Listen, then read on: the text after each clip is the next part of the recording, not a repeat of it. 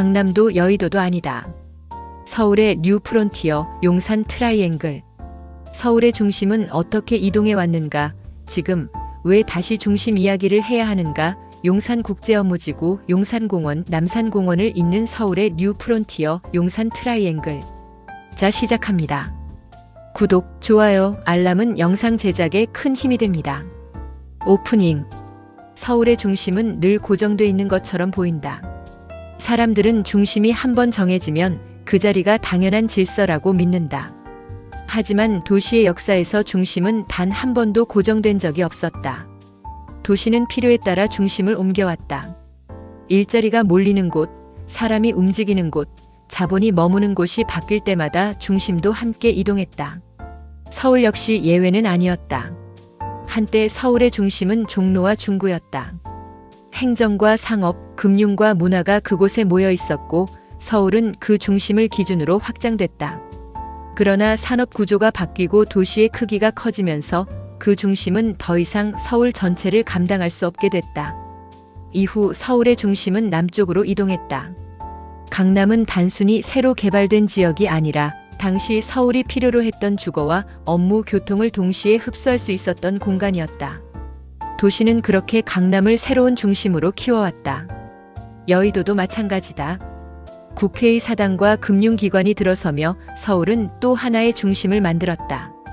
하나의 중심에 모든 기능을 몰아넣기엔 도시는 이미 너무 커져 있었기 때문이다. 중요한 점은 강남과 여의도가 서로를 대체한 적은 없다는 사실이다. 서울은 하나의 중심을 버리고 다른 중심을 선택한 것이 아니라 역할이 다른 중심들을 병렬적으로 키워온 도시다. 지금 서울은 다시 중심을 이야기하고 있다. 강남도 여의도도 아닌 전혀 다른 방식의 중심에 대해서다. 이번에는 하나의 점이 아니라 구조로서의 중심이다. 업무지구 하나로 설명되지 않고 주거 하나로도 설명되지 않으며 교통이나 상업 하나로도 정의되지 않는 구조. 용산은 지금 용산국제업무지구, 용산공원, 남산공원을 잇는 하나의 트라이앵글이 되고 있다. 이 영상은 집값 이야기가 아니다. 어디에 투자해야 하는가에 대한 영상도 아니다. 이 영상은 서울이 왜 지금 이 시점에서 어떤 도시로 스스로를 다시 설계하려 하는지에 대한 이야기다. 그리고 그 출발점은 하나의 질문이다. 도시의 중심은 어떻게 만들어지는가? 챕터 1. 중심은 어떻게 만들어지는가? 도시의 중심이 이동하는 원리. 도시의 중심은 행정적으로 정해지지 않는다. 지도 위에 선을 긋는다고 중심이 만들어지지는 않는다. 도시의 중심은 언제나 사람의 움직임에서 시작된다.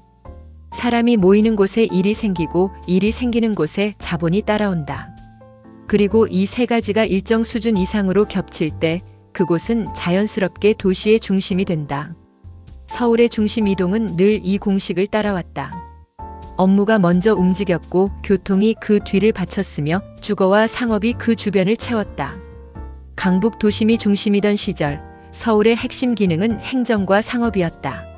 사람들은 일과 생활을 한 공간 안에서 해결할 수 있었다. 그러나 산업 구조가 변하면서 도시는 더 넓은 공간을 필요로 하게 됐다. 기존 도심은 밀도가 높아졌고 확장의 여지는 점점 사라졌다.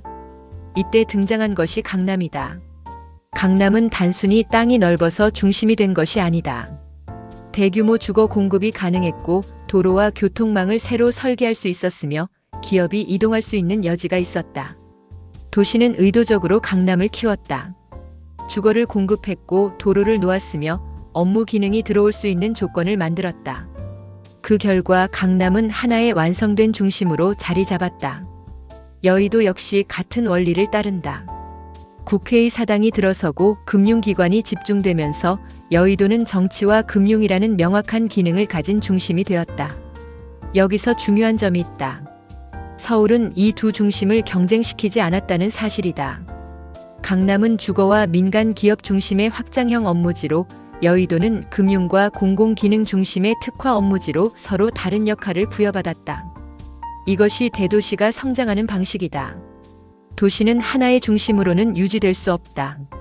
기능이 분화될수록 중심도 함께 분화된다. 하지만 서울은 오랫동안 새로운 중심을 만들지 못했다. 강남과 여의도가 과밀해졌음에도 그 다음 축을 준비하지 못한 채 시간을 보냈다. 그 결과는 분명했다. 출퇴근 거리는 길어졌고 업무와 주거는 더 멀어졌으며 도시의 효율은 점점 떨어졌다. 서울은 더 이상 기존 중심에만 의존할 수 없는 단계에 도달했다. 새로운 중심이 필요해진 것이다. 하지만 이번에는 과거와 같은 방식이 아니었다.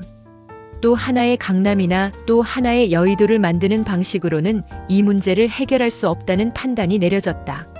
그래서 서울은 하나의 점이 아니라 하나의 구조를 중심으로 삼는 방식을 선택했다. 업무만 있는 중심도 아니고 주거만 있는 중심도 아니며 교통이나 상업만으로 설명되지 않는 구조, 서로 다른 기능이 분리되지 않고 하나의 공간 안에서 연결되는 구조다.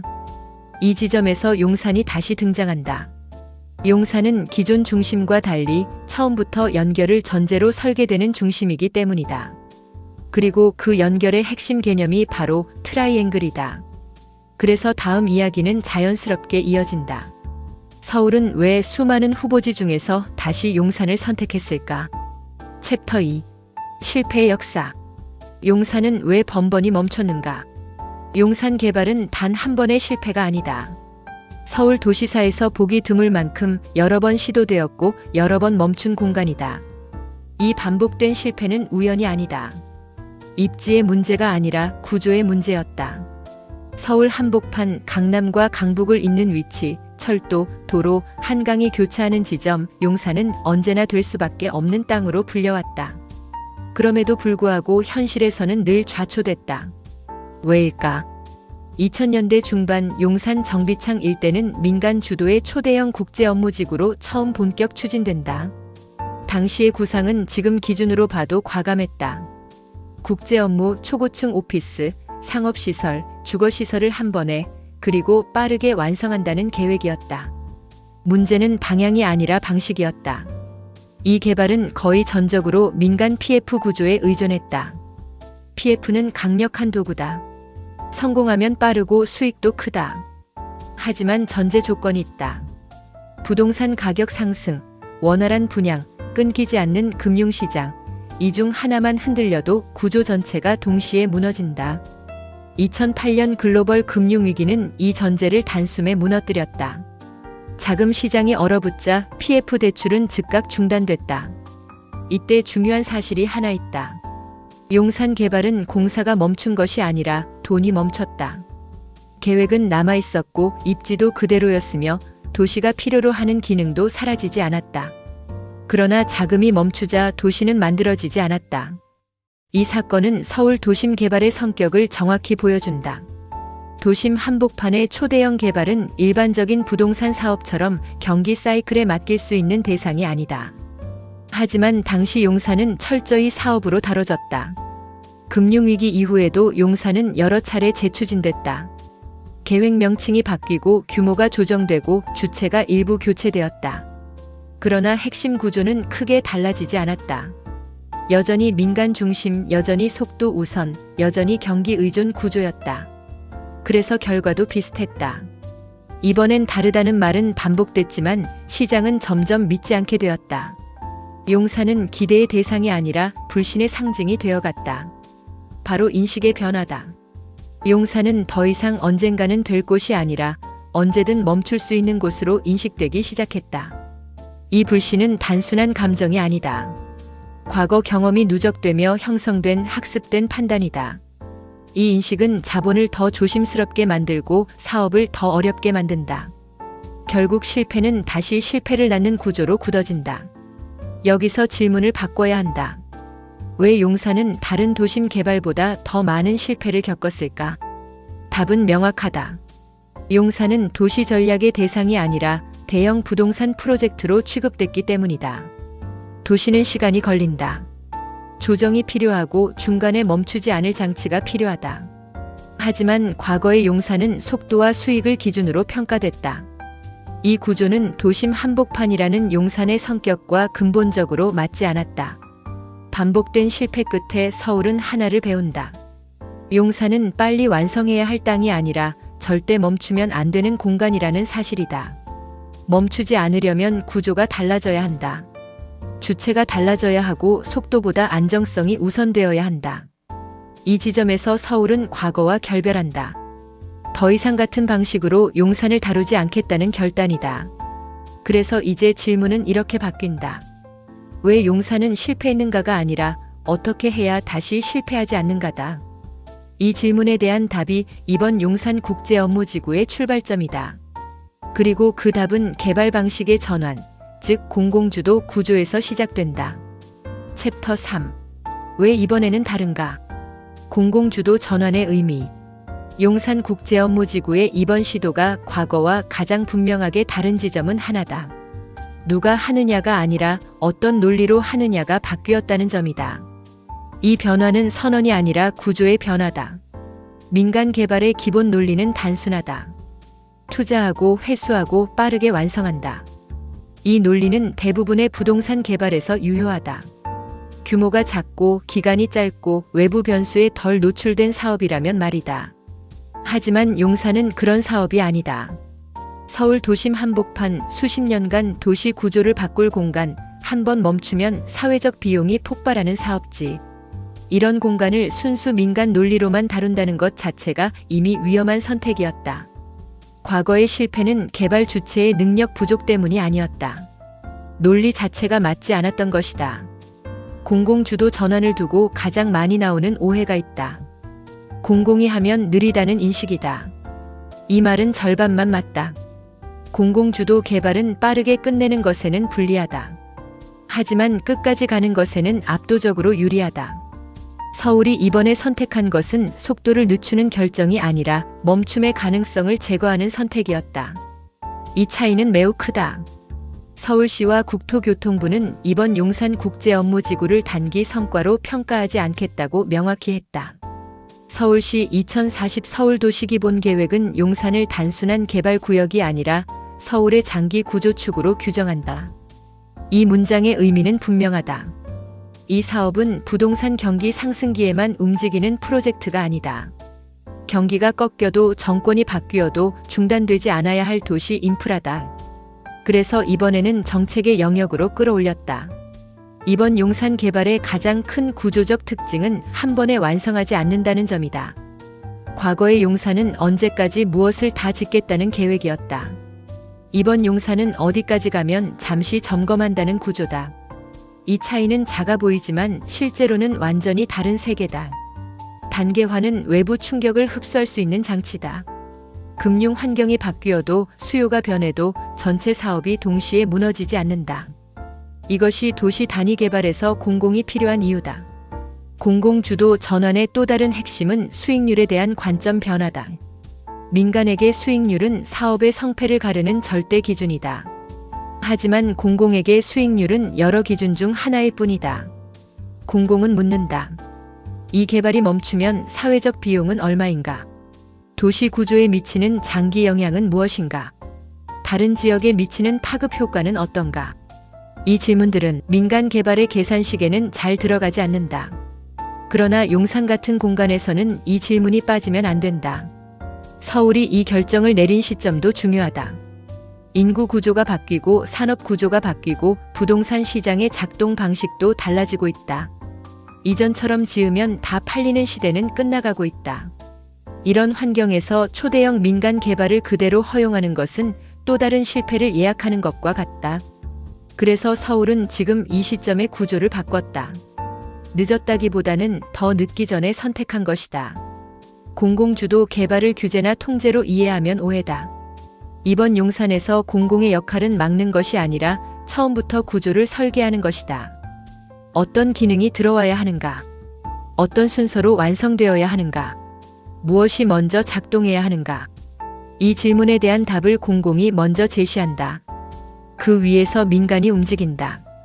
이 구조는 민간을 배제하는 구조가 아니라 민간을 안정적으로 참여시키는 구조다. 시장은 아직도 용산을 과거의 시선으로 보는 경향이 있다. 언제 착공하느냐? 언제 분양하느냐? 하지만 이번 용산의 질문은 다르다. 어떤 구조로 가느냐? 멈출 수 있는가 없는가? 이 질문에 대한 답이 이전과 완전히 다르다. 공공주도 전환의 본질은 개발 주체가 바뀐 것이 아니다. 도시를 바라보는 관점이 바뀐 것이다. 용산은 더 이상 단기 성과를 내야 할 사업지가 아니다. 서울이라는 도시가 앞으로 어떻게 작동할지를 시험하는 공간이다. 그래서 이번에는 다르다. 이제 질문은 하나로 모인다. 이렇게 구조를 바꾼 서울은 왜 수많은 후보지 중에서 다시 용산을 선택했는가? 왜 하필 이 땅이었고 왜 지금이었을까? 그 답은 용산이라는 공간이 가진 물리적, 도시적 조건에서 나온다. 챕터 4. 왜 다시 용산인가? 서울 한복판에 남은 마지막 퍼즐.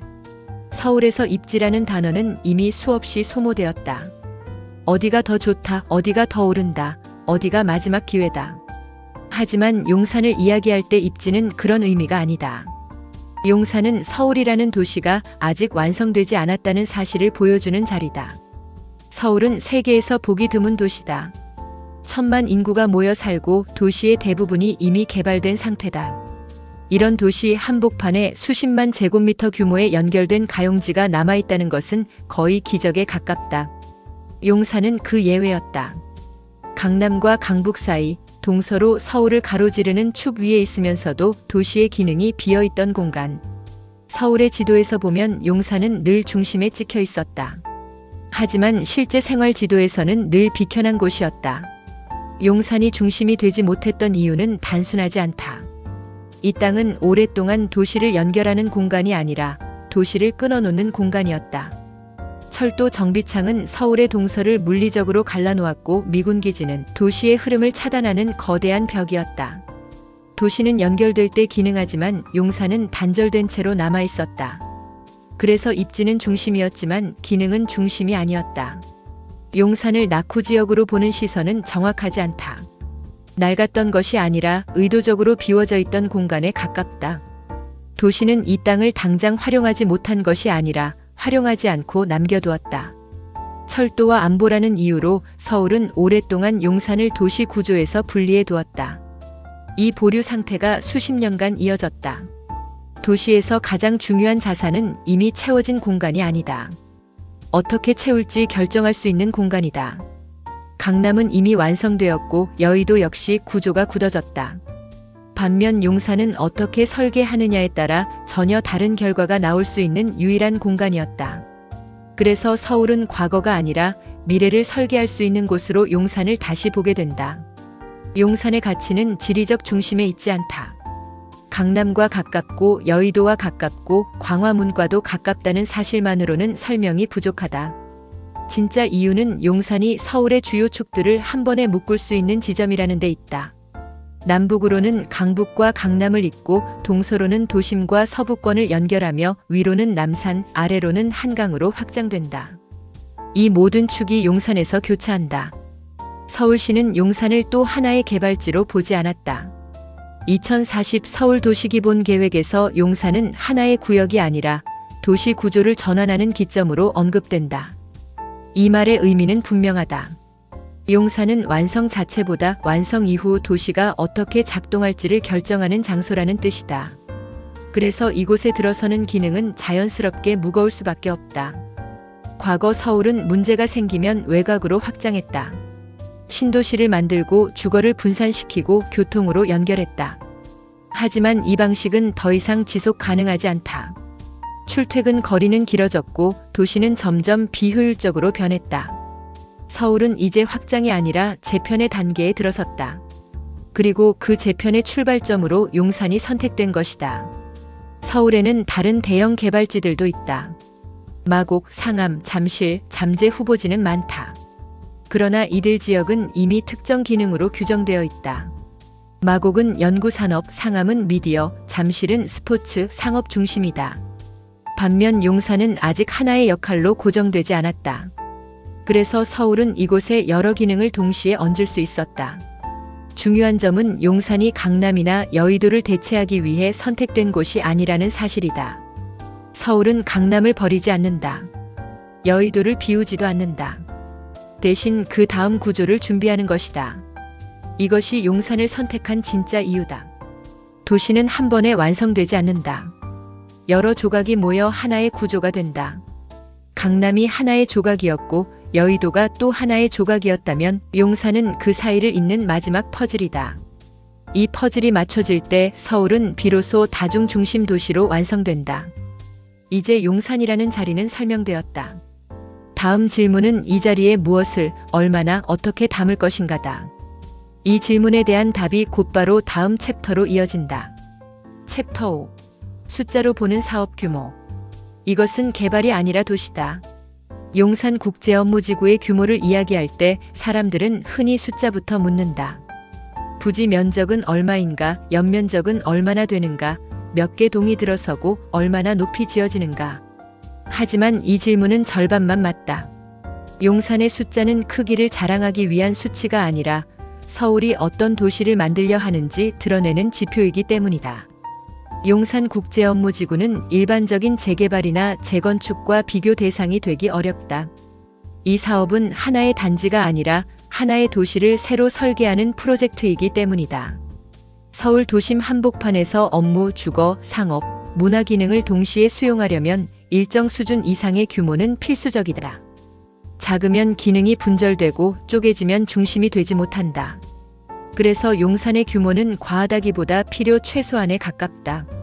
용산국제업무지구의 부지는 서울 도심에서는 사실상 마지막으로 남은 대규모 연속 가용지다. 이 점이 중요하다. 연속된 부지라는 것은 기능을 나누지 않고 한 번에 설계할 수 있다는 뜻이다. 도로를 나중에 억지로 뚫지 않아도 되고 보행 동선을 사후에 덧붙일 필요도 없다. 도시를 붙여 만드는 것이 아니라 처음부터 그리는 것이 가능해진다. 이것이 용산 규모의 출발점이다. 연면적 수치는 종종 과시적 지표로 소비된다. 하지만 도시 차원에서 연면적은 얼마나 많은 기능을 한 공간 안에 담을 수 있는가를 의미한다. 용산의 연면적은 여의도 국제금융지구와 비교될 만큼 크다. 이 비교가 중요한 이유는 단순하다. 서울은 이미 여의도라는 업무 중심을 하나 가지고 있다. 용산은 그에 준하는 기능을 감당할 수 있어야 새로운 중심으로 작동할 수 있다. 작으면 보조 거점에 머문다. 크기가 있어야 중심이 된다. 용산국제업무지구에서 가장 큰 비중을 차지하는 것은 업무시설이다. 이 선택은 우연이 아니다. 도시의 중심은 언제나 일자리에서 시작되기 때문이다. 사람이 일하러 오지 않는 도시는 중심이 될 수 없다. 서울시는 용산을 주거 중심으로 만들지 않았다. 상업 위주로 설계하지도 않았다. 먼저 업무 기능을 충분히 담을 수 있는 크기를 확보했다. 이것이 강남 여의도와 나란히 설 수 있는 최소 조건이다. 용산의 주거시설은 업무의 부속물이 아니다. 도심 업무지구의 가장 큰 문제는 출퇴근이다. 업무는 도심에 있는데 사는 곳은 외곽에 있다. 이 구조는 교통 비용을 키우고 도시 피로도를 높인다. 용산은 이 문제를 규모 단계에서부터 해결하려 한다. 그래서 주거는 작게 넣지 않았다. 의미 있는 비중으로 계획되었다. 업무와 주거가 한 공간 안에서 공존해야 도시의 효율이 살아난다. 상업과 문화시설은 수익을 위한 장식이 아니다.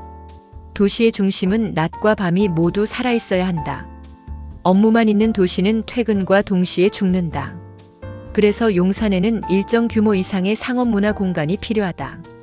이 공간들은 외부 방문객을 끌어들이고 도시를 머무는 장소로 만든다. 이 또한 규모가 작으면 효과가 없다. 용산 규모에서 놓치기 쉬운 부분이 하나 있다. 얼마를 지었는가가 아니라 얼마를 비워두었는가다. 광장, 보행공간, 녹지, 공공시설. 이 비워진 면적들은 수익을 바로 만들지 않는다. 하지만 도시의 질을 결정한다.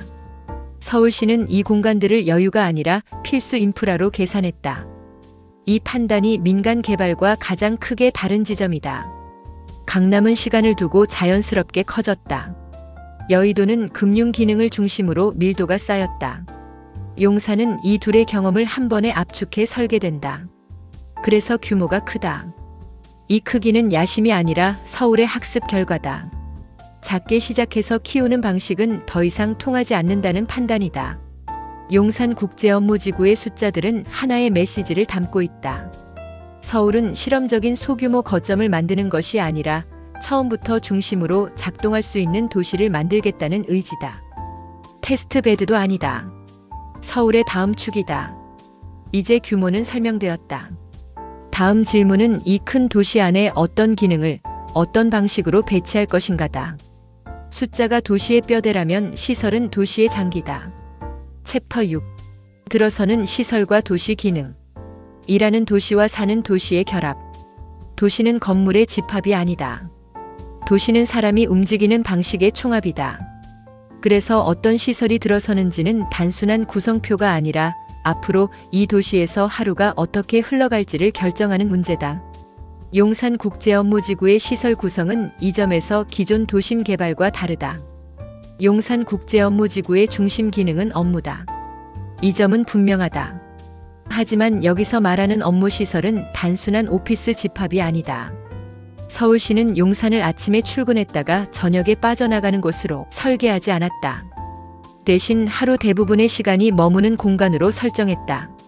이는 오피스의 형태부터 달라진다는 뜻이다. 단일 기업 중심의 폐쇄적 빌딩이 아니라 여러 기업과 인력이 섞이는 구조다. 업무 공간 안에 회의, 휴식, 교류 기능이 함께 들어간다. 도시는 일의 방식이 바뀌면 공간의 방식도 함께 바뀐다는 사실을 이미 학습했다. 용산은 국내 업무 수요만을 겨냥하지 않는다. 국제 업무 기능을 전제로 설계된다. 이 말은 단순히 외국 기업이 들어올 수 있다는 뜻이 아니다. 글로벌 인력이 일하고 머물고 이동할 수 있는 조건을 공간 차원에서 갖춘다는 의미다.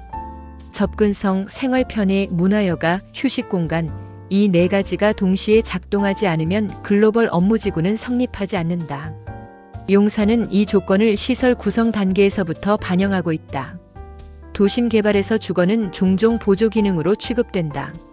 업무가 먼저 들어오고 남는 자리에 주거가 얹힌다. 용산은 이 순서를 뒤집었다. 업무와 주거를 동시에 설계했다. 이 차이는 매우 크다. 주거가 뒤늦게 들어오면 생활 동선이 어긋나고 도시는 다시 분리된다. 용산의 주거는 업무를 보조하기 위한 장식이 아니다. 도시 효율을 유지하기 위한 핵심 장치다. 직주 근접은 출퇴근 시간을 줄이는 문제가 아니다. 하루의 리듬을 바꾸는 문제다. 멀리서 출근하는 도시에서는 아침과 저녁이 이동으로 사라진다. 용산은 이 시간을 도시 안으로 되돌리려 한다. 일이 끝난 뒤 곧바로 생활로 전환할 수 있는 구조. 이 구조가 만들어지면 도시는 더 오래 살아있고 더 많은 관계가 만들어진다.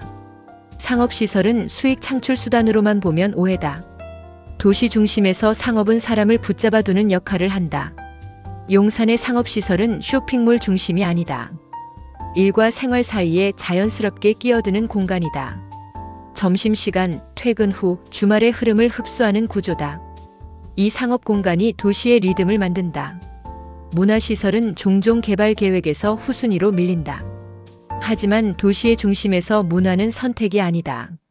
사람이 모이는 이유는 일만으로 설명되지 않는다. 공연, 전시, 공공 이벤트. 도시는 이런 활동을 통해 정체성을 가진다.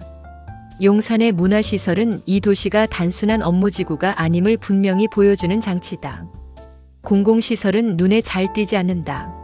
하지만 도시의 지속성은 이 보이지 않는 시설에 달려있다. 행정, 안전, 교통, 공공서비스. 용산은 이 기능들을 나중에 덧붙이지 않는다. 처음부터 도시 기능의 일부로 포함시킨다. 이 점이 개발과 도시의 차이다. 도시의 질은 보행 동선에서 결정된다. 차량 중심으로 설계된 도시는 사람을 흩어놓는다. 용산은 사람의 이동을 먼저 설계한다. 업무지구에서 공원으로, 주거에서 상업으로 자연스럽게 이어지는 동선. 이 연결이 도시를 하나로 묶는다. 용산의 시설은 공원과 분리되지 않는다. 업무시설은 공원을 향해 열리고 주거는 녹지와 맞닿는다. 공원이 옆에 있는 것이 아니라 도시의 일부로 스며드는 구조다. 이 점이 용산을 기존 도심과 완전히 다르게 만든다. 용산의 시설 구성은 편리함을 넘어선다. 목표는 하나다. 도시가 스스로 균형을 유지하게 만드는 것. 1, 3, 휴식이 한쪽으로 쏠리지 않는 구조. 그래서 용산은 하나의 기능으로 설명되지 않는다. 이제 시설과 기능은 설명되었다. 다음 질문은 이 모든 것이 지금 어디까지 와 있는가다. 계획은 언제나 멋지다. 하지만 도시는 계획이 아니라 실행에서 평가된다. 챕터 7. 지금 어디까지 왔나? 현재 사업 현황과 착공의 현실. 도시개발에서 가장 많이 오해받는 질문은 이것이다. 그래서 언제 착공하느냐? 이 질문은 자연스럽다. 하지만 용산국제업무지구를 이해하기에는 가장 위험한 질문이기도 하다. 용산의 현재는 착공 여부 하나로 설명될 수 있는 단계가 아니기 때문이다. 겉으로 보면 용산국제업무지구는 아직 공사가 시작되지 않았다. 그래서 많은 사람들은 이 사업을 아직 안 된 계획으로 분류한다. 하지만 도시개발에서 보이지 않는 시작이 있다.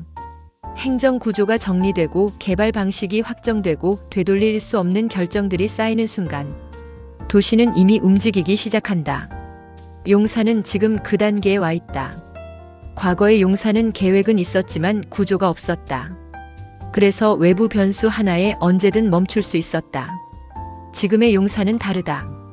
서울시와 국토교통부가 개발의 기본 틀을 잡고 공공이 중심이 되는 구조가 확정되었다. 이 구조는 쉽게 되돌릴 수 없다. 이 점이 아직 안 됐다와 이미 시작됐다를 가르는 기준이다. 행정 절차는 느리게 보인다. 회의가 많고 조율이 길어 보인다. 하지만 용산 같은 사업에서 행정 단계는 지연이 아니라 안정화 과정이다. 이 단계에서 기능 배치가 확정되고 단계별 개발 시나리오가 정리되며 중단 가능성이 하나씩 제거된다. 도시는 이 과정에서 비로소 멈추지 않을 조건을 갖추게 된다. 사람들은 종종 묻는다. 왜 이렇게 오래 걸리느냐? 이 질문은 과거의 용산을 기준으로 한 질문이다. 서울은 이번에 속도를 줄였다. 하지만 그것은 완공을 늦추기 위해서가 아니라 좌초를 제거하기 위해서다. 과거의 용산은 너무 빨리 가려다 완전히 멈췄다. 지금의 용산은 천천히 가되 끝까지 가는 구조를 택했다. 시장은 주로 가격과 타이밍을 본다. 언제 분양하느냐, 언제 입주하느냐, 지금 들어가면 얼마가 되느냐. 하지만 도시는 전혀 다른 리스크를 본다. 중단될 가능성은 없는가, 특정 기능에 쏠리지는 않는가, 서울 전체에 부담을 주지는 않는가. 용산의 현재 단계는 이 두 시선이 가장 크게 엇갈리는 지점이다. 이 질문은 당연하다. 과거에 너무 많이 실망했기 때문이다. 그래서 이번 용산은 말보다 구조로 설명된다. 공공이 주도하고 단계별로 나누며 기능을 분산시키고 외부 변수에 대응할 여지를 남긴다. 이 네 가지가 동시에 작동하는 구조는 과거에는 없었다. 그래서 이번에는 다르다. 착공은 하나의 이벤트처럼 보인다. 하지만 도시개발에서 착공은 시작이 아니라 중간 지점에 가깝다. 이미 수많은 결정이 내려진 뒤에 비로소 착공이 가능해진다. 용산은 지금 그 결정들이 되돌릴 수 없을 만큼 쌓인 상태다. 이 점을 이해하면 현재 단계는 지연이 아니라 확정에 가까운 상태다. 용산의 현재를 판단할 때 주목해야 할 신호는 따로 있다. 개발 방식이 뒤집히지 않는가, 공공의 역할이 약화되지 않는가, 기능 배치가 흔들리지 않는가. 지금까지의 흐름은 이 세 가지가 모두 유지되고 있음을 보여준다. 이것이 시장보다 먼저 도시가 안도하는 이유다. 도시는 언제 완성되느냐보다 어떤 모습으로 완성되느냐가 더 중요하다. 지금 용산은 시간표보다 형태를 먼저 확정하는 단계에 있다. 이 단계가 끝나면 착공은 자연스럽게 뒤따른다. 그래서 지금의 용산은 기다림의 시간이 아니라 형태가 굳어지는 시간이다. 이제 우리는 알고 있다. 왜 과거에는 실패했는지, 왜 이번에는 구조가 다른지, 왜 지금 단계가 중요한지. 다음 질문은 이것이다. 이 모든 것이 완성될 때 용산은 기존의 중심들과 어떻게 다른 역할을 하게 되는가? 챕터 8. 용산 트라이앵글. 세 개의 축이 만드는 도시 구조. 지금까지 우리는 용산을 개발의 역사로 살펴봤고 구조의 변화로 분석했고 현실의 단계로 확인했다. 이제 남은 것은 하나다. 이 모든 것을 하나의 개념으로 정리하는 일이다. 그 개념이 바로 용산 트라이앵글이다. 용산을 설명하는 세 요소는 분명하다. 용산국제업무지구, 용산공원, 남산공원. 이 세 가지를 단순히 나열하면 그저 세 개의 시설일 뿐이다. 하지만 이 세 요소는 각각 독립적으로 존재하지 않는다. 서로를 향해 열려 있고 서로를 전제로 설계되며 서로가 없으면 완성되지 않는다. 그래서 이 구조는 세 개의 점이 아니라 하나의 삼각형이다. 도시는 건물이 많다고 살아나지 않는다. 도시는 연결될 때 비로소 작동한다. 사람이 이동하고 시선이 이어지고 기능이 자연스럽게 겹칠 때 도시는 중심이 된다. 서울의 기존 중심들은 대부분 기능 중심이었다. 강남은 업무와 주거, 여의도는 금융과 행정. 하지만 공원과 일상이 도시의 구조 안에서 동등한 축으로 작동한 적은 거의 없다. 용산은 이 전제를 뒤집는다. 용산국제업무지구는 트라이앵글의 출발점이다. 일자리가 생기고 사람이 모이고 도시의 에너지가 생성되는 축이다. 하지만 이 축은 폐쇄적으로 설계되지 않는다. 업무지구는 공원과 맞닿아 있고 도시의 흐름을 가로막지 않는다. 이는 일하는 공간이 도시의 일부로 녹아들게 하는 설계다. 용산공원은 단순한 녹지가 아니다. 이 공원은 서울 도심에서 가장 큰 비어있는 공간이며 가장 강력한 공공자산이다. 업무지구 옆에 공원이 있는 것이 아니라 업무지구가 공원을 향해 열려있는 구조다. 이 차이는 결정적이다. 도시의 중심에 쉼이 구조적으로 포함되는 순간 도시는 전혀 다른 성격을 갖는다. 남산은 이미 오래전부터 서울의 상징이었다. 하지만 도시 구조 속에서 남산은 늘 배경에 가까웠다. 용산 트라이앵글은 남산을 다시 도시의 활성축으로 끌어들인다. 남산에서 용산으로, 용산에서 한강으로 연결되는 녹지와 보행의 흐름. 이 흐름은 서울 도심의 공간 감각을 바꾼다. 세 개의 축이 연결되면 도시는 한 방향으로만 움직이지 않는다. 업무, 주거, 휴식이 직선으로 이어지는 도시가 아니라 하루의 선택지가 여러 방향으로 열리는 도시가 된다. 출근 후 곧바로 퇴근하는 도시가 아니라 일, 휴식, 만남이 자연스럽게 섞이는 도시. 이것이 트라이앵글 구조의 힘이다. 서울은 그동안 성장에 집중해왔다. 빠르게 만들고 많이 짓고 외곽으로 확장했다. 그 과정에서 도시의 중심은 늘 과로 상태였다. 용산 트라이앵글은 성장이 아니라 균형을 회복하려는 구조다. 그래서 이전의 중심들과 결이 다르다. 강남은 민간 확장의 결과다. 여의도는 기능 특화의 산물이다. 용산은 처음부터 구조로 설계된 중심이다. 업무 하나, 주거 하나, 공원 하나를 나중에 붙인 것이 아니다. 처음부터 세 축을 동시에 고려했다. 이 차이는 시간이 갈수록 더 크게 나타난다.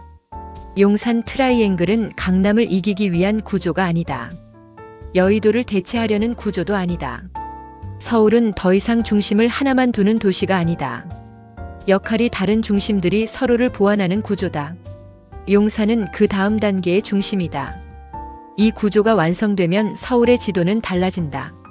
업무의 축, 녹지의 축, 생활의 축이 한 점에서 겹치지 않고 하나의 구조로 이어진다. 서울은 일하러만 오는 도시에서 머물고 싶은 도시로 한 단계 이동한다. 이제 개념은 완성됐다. 다음으로 남은 것은 이 구조를 다른 중심들과 비교하는 일이다.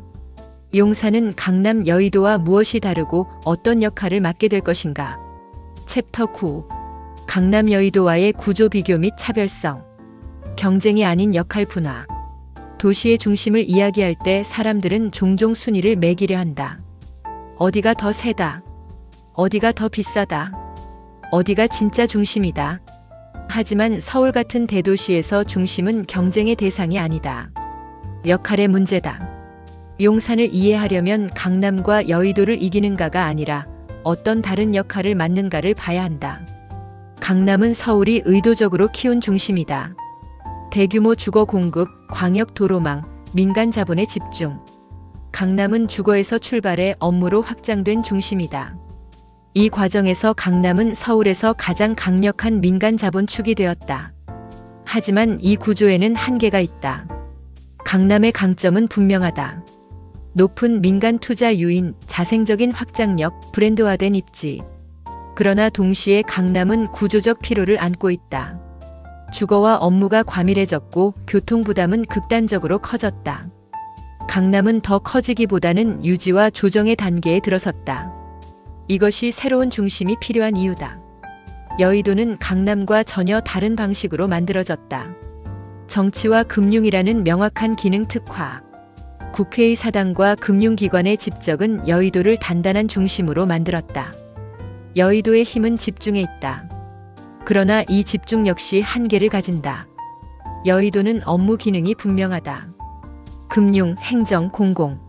하지만 기능이 명확한 만큼 확장성은 제한적이다. 주거와 생활 기능은 상대적으로 약하고 도시는 퇴근 이후 빠르게 비워진다. 여의도는 시간대에 따라 작동하는 도시다. 용산은 강남처럼 주거에서 출발하지도 않았고 여의도처럼 단일 기능으로 설계되지도 않았다. 용산은 처음부터 통합을 전제로 출발했다.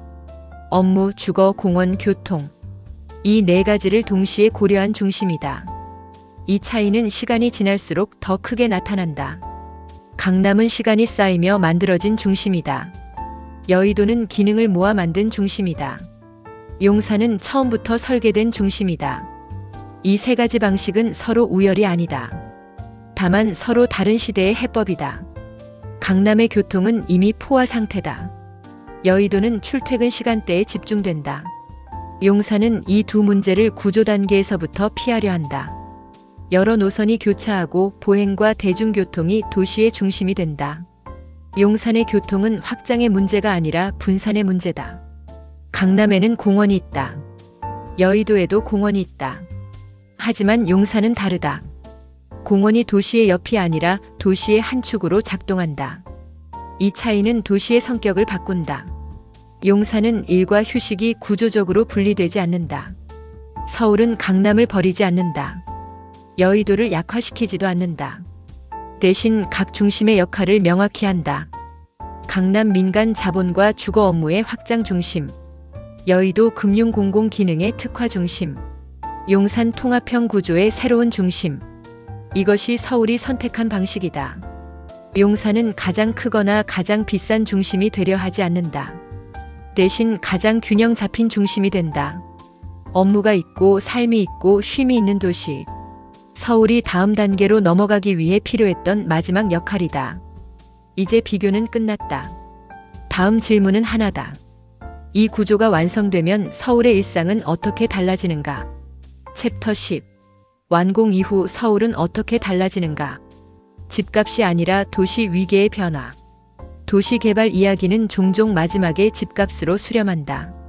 얼마가 오를까? 어디가 더 비쌀까? 언제까지 갈까? 하지만 용산 국제업무지구가 완성된 이후에 서울은 이 질문만으로 설명되지 않는다. 이 변화의 핵심은 가격이 아니라 도시의 위계다. 하나의 중심에 업무가 몰리고 주거가 몰리고 교통이 몰리면 도시는 빠르게 성장한다. 하지만 그 다음 단계에서 문제가 시작된다. 과밀, 비효율, 피로. 서울은 이미 이 단계를 충분히 경험했다. 그래서 서울은 하나의 중심을 더 키우는 대신 중심의 역할을 나누는 방향을 택했다. 용산이 완성되면 서울의 중심 지도는 단순해지지 않는다. 오히려 더 입체적으로 변한다. 강남과 여의도 사이에 새로운 축이 생기고 이 축은 두 중심의 부담을 나눈다. 업무는 분산되고 이동은 짧아지고 도시는 덜 지친다. 이것이 도시 위계 재편의 출발점이다. 용산의 완공은 출퇴근 지도를 바꾼다. 일자리가 강남과 여의도에만 집중되지 않으면 이동은 자연스럽게 분산된다. 출근을 위해 도시 반대편을 가로지르지 않아도 되는 구조. 이 변화는 개인에게는 하루의 여유를, 도시에게는 교통 효율을 돌려준다. 업무만 있는 도시는 밤이 되면 비워진다. 용산은 다르다. 주거, 상업, 문화, 공원이 함께 작동하는 구조에서는 도시가 하루 종일 숨을 쉰다. 퇴근 이후에도 사람이 남아있고 활동이 이어지고 도시는 단절되지 않는다. 이 변화는 도심의 안전과 활력으로 이어진다. 용산의 완공은 서울 내부에만 영향을 주지 않는다. 업무 중심이 분산되면 수도권 전반의 이동 패턴도 바뀐다. 특정 지역으로 쏠리던 흐름이 완화되고 여러 방향에서 접근 가능한 중심이 생긴다. 이는 수도권의 부담을 줄이고 도시 간 관계를 재정렬한다. 용산이 완성되면 어디가 더 비싸질지는 각자 다른 답을 가질 수 있다. 하지만 분명한 변화는 하나다. 선택지가 늘어난다. 일할 곳, 살 곳, 머물 곳에 대한 선택이 하나의 축에 묶이지 않는다. 도시는 선택지가 많아질수록 건강해진다. 용산은 강남의 대안도 아니고 여의도의 대체지도 아니다. 서울은 기존 중심을 부정하지 않는다. 대신 그 다음 단계를 준비한다. 용산은 서울이 더 오래 버티기 위해 만든 다음 구조다. 용산의 진짜 효과는 완공 직후에 나타나지 않을 수 있다. 도시 구조의 변화는 늘 시간차를 두고 나타난다. 사람의 이동이 바뀌고 기업의 선택이 달라지고 생활권이 재편되면서 비로소 체감된다. 그래서 이 변화는 조용하지만 깊다. 용산이 성공하려면 화려함보다 중요한 조건이 있다. 멈추지 않을 것한 기능에 쏠리지 않을 것, 연결을 유지할 것. 지금까지의 구조는 이 조건을 충족시키기 위해 설계되었다. 그래서 이번 용산은 기대가 아니라 판단의 대상이다. 크로징. 서울의 중심은 늘 필요에 따라 이동해왔다. 강북에서 강남으로, 강남에서 여의도로.